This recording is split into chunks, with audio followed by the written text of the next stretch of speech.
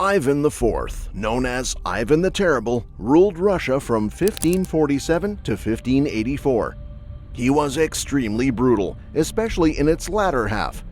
Ivan earned his fearsome reputation through acts of shocking cruelty, including mass executions, torture, and the establishment of the Oprichnina, his personal police force that terrorized the population.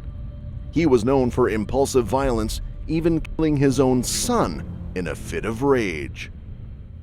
Born of an evil.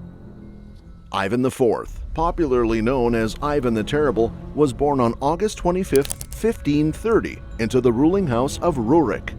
His childhood was marked by tragedy and instability, which played a major role in his later reign and psychological disposition.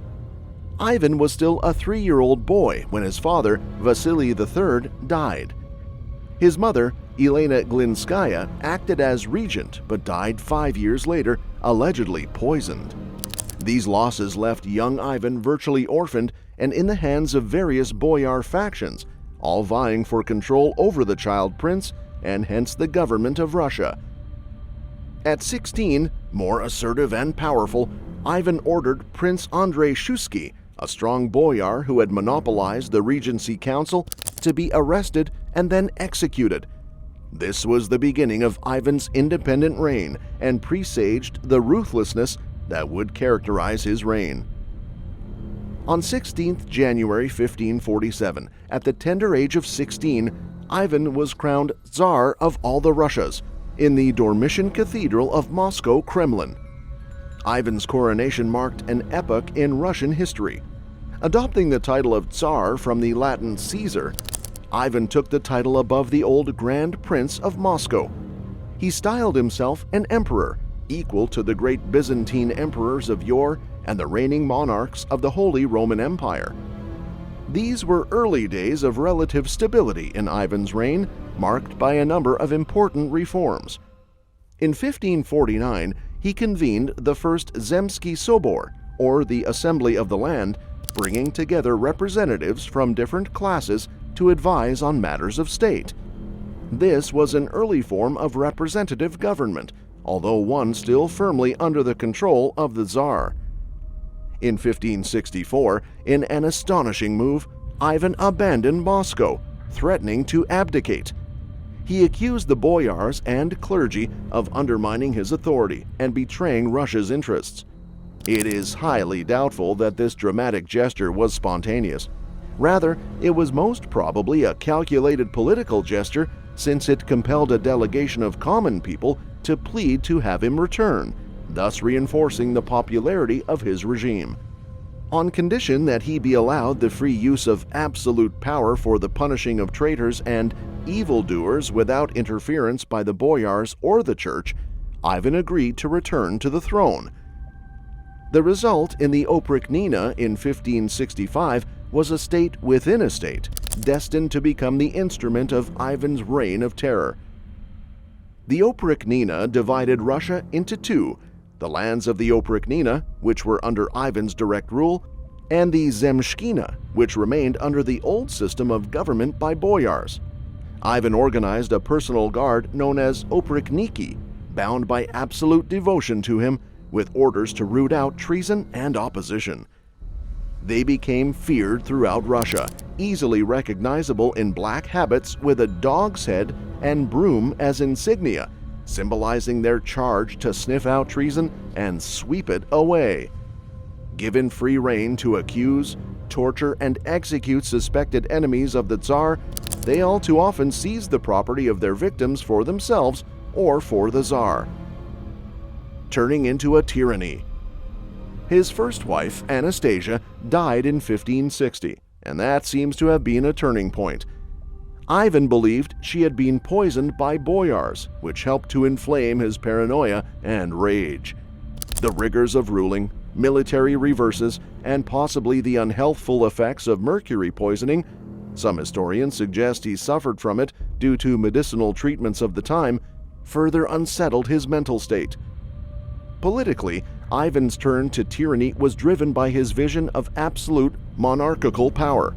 He saw himself as divinely appointed and held an almost mystical belief that opposing his will was not only treason against the state, but even a sin against God. On such an ideology, he justified the extremist measures against perceived enemies in his mind. The formation of the Oprichnina was both a manifestation of Ivan's paranoia and one of the means for the implementation of his political objectives. It gave him the opportunity to bypass traditional power structures and surround himself with loyal armed forces, answerable only to him personally. Ivan's reign was distinguished by a multitude of notorious acts of cruelty, but the sack of Novgorod in 1570 was truly horrific. Under suspicion of plotting to defect to Poland-Lithuania, Ivan led the Oprichniki in a reign of terror against Novgorod. Over several weeks, thousands of citizens were tortured and killed. Hundreds were tied to sleighs and dragged into the Volkhov River to drown. He had the archbishop sewn into a bearskin and hunted with dogs. The event was devastating to one of the most important cities in Russia, but it proved the extremity to which Ivan would go to prove his authority. Ivan's executions and methods of torture were notoriously cruel and inventive. It is said that he used wild animals in executions, thus reportedly having prisoners thrown to bears or torn apart by horses. In another story, he had an Italian architect blinded to prevent him from replicating elsewhere the work that he was doing, only to execute him later by having him torn apart by horses. Ivan also resorted to boiling alive as a method of execution. There is a famous case when he had a servant boiled alive in a huge pot for failing to show sufficient respect. He failed to duck low enough. Sometimes this cruel punishment was conducted in gradual progress. The poor victim was first put into cold water, then into warm, and lastly into boiling water to torment them further. Impalement, no doubt inspired by Vlad the Impaler, was also utilized. Victims would be skewered onto sharpened stakes and left to die, slowly and in painful agony. Often it was used as a public spectacle to instill terror upon the population. Other tortures included nose, ear, and tongue amputations. Ivan not only liked to observe, but also often participated in the torture himself, observing it as a form of punishment, though sometimes more for his amusement. One particularly gruesome account tells how Ivan had some boyars thrown into a cage with starved bears. He subsequently forced the boyars' wives to watch as their husbands were mauled to death before having the women stripped naked and shot with arrows. It should be remembered that although Ivan's violence was extreme for his time, some accounts may well have been embellished by his enemies, either during his lifetime or in subsequent legend. However, there is enough contemporary testimony to make it clear that his reign was unusually savage. These cruel acts had a lot of functions for Ivan. They were forms of punishment and intimidation calculated to cow enemies and impress on them the absolutism of his power. Final years. By the mid-1570s, the full effects of Ivan's brutal policies began to appear openly. The Oprichnina, officially disbanded in 1572, was said to have caused serious damage to Russia's economy and social life. Large parts of the country had become depopulated, with agricultural production greatly reduced and trade disrupted.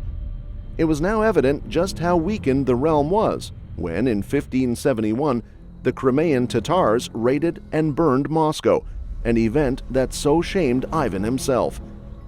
In the later years, Ivan's mental state continued to deteriorate. He was given to fits of temper, swinging from periods of extreme piety to savage cruelty. The paranoia never receded. He continued to see conspiracies and potential betrayals everywhere. One fateful event in 1581 haunted Ivan for the rest of his days. Enraged, he struck his son and heir, Ivan Ivanovich, with his scepter. The blow turned out to be lethal, and a few days later, the Tsarevich was dead. The event was to deprive Ivan not only of his heir and successor, but also to plunge him into profound repentance and still greater mental instability. This gives an idea about just how far the crimes had gone and maybe the rising feelings of his remorse. On 18th of March 1584, Ivan died while playing chess. Some accounts say that he was actually setting up the pieces when he collapsed. Other, more controversial theories have suggested that he may have been poisoned, though this cannot be known for certain. That was the end of the video. If you enjoyed while watching, please do not forget to like and subscribe.